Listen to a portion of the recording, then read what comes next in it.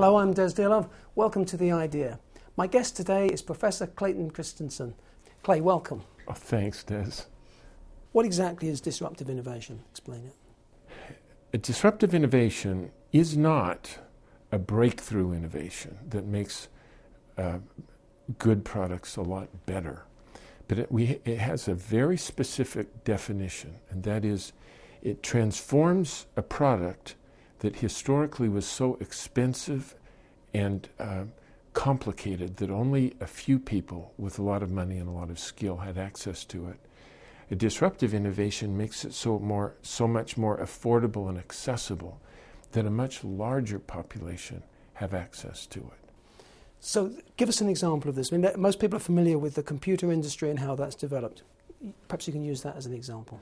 Yeah, so at the beginning, the first manifestation of digital technology was a mainframe computer. It cost several $1 million to buy, and it took years to be trained to operate these things. And so that meant that the largest corporations and the largest universities could have one, you know.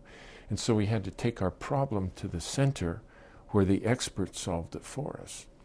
But then there's a sequence of innovations from the mainframe to a mini to a desktop to a laptop and now to a smartphone that has democratized technology to the point that everybody has access to it around the world. And we are much better off. It was very hard, though, for the pioneers of the industry to catch these new waves. Most of those were created and dominated by new companies. And then you're touching on that this process gives rise to the Innovators Dilemma, which was the title of your 1997 book. Yeah, that's right. But how do people get around that? I mean, that dilemma, can you explain the dilemma itself to us? Yeah, so the dilemma is in every company, every day, every year, people are going into senior management, knocking on the door saying, I got a new product for us.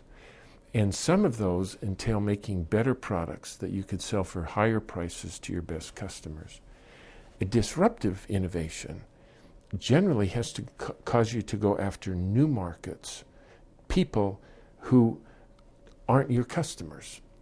And the product that you want to sell them is something that is just so much more affordable and simple that your current customers can't buy it, you know.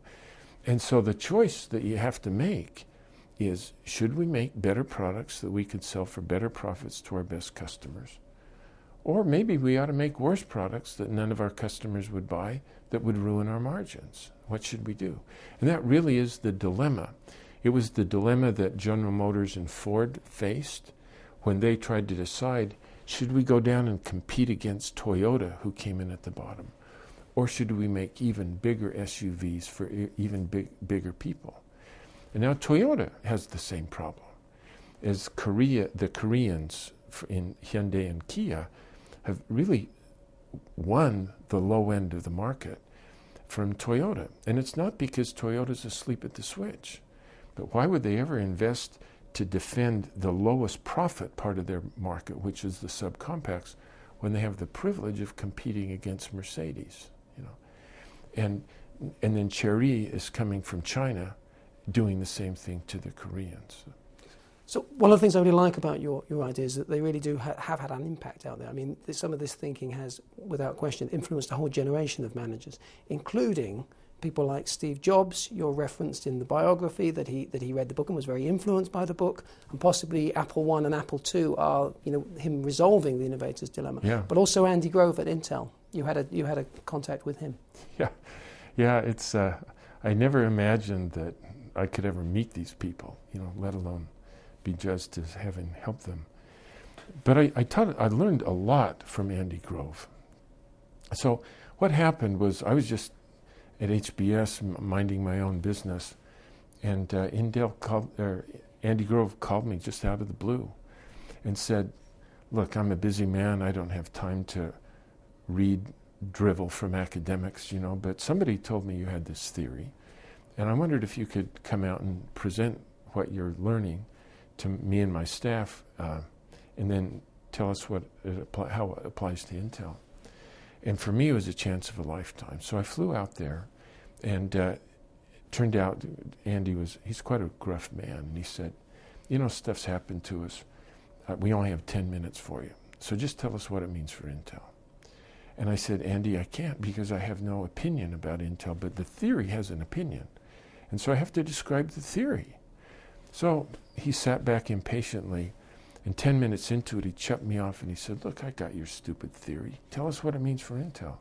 And he got what he got, and he really did get it, you know. And I said, Andy, I need 5 more minutes because I got to describe how this process of disruption worked its way through a totally different industry, just so you can visualize what can happen to Intel. So I described how the mini mills came in to the steel market at rebar and then went up market. And when I was done with that, Grove said, oh, I get it. So what you're telling me it means for Intel is, and he described how they had 2 companies coming at them from below, and Intel needs to go down and not let them go up against us. And it was very successful. And so, that was the Celeron processor. Yeah, that's right. And I've thought about this. If I'd have been suckered into telling Andy Grove what he should do, I'd have been killed because he knew so much more about microprocessors than I ever would know. But rather than telling him what to think, I taught him how to think. And he could reach his own conclusions. And that changed the way I teach. It changed the way I talk. And the insight is that, you know, for whatever reason, the way they designed the world, data is only available about the past.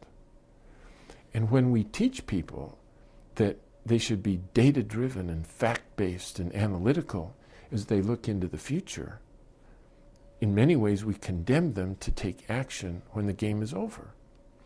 The only way you can look into the future, there's no data, so you have to have a good theory.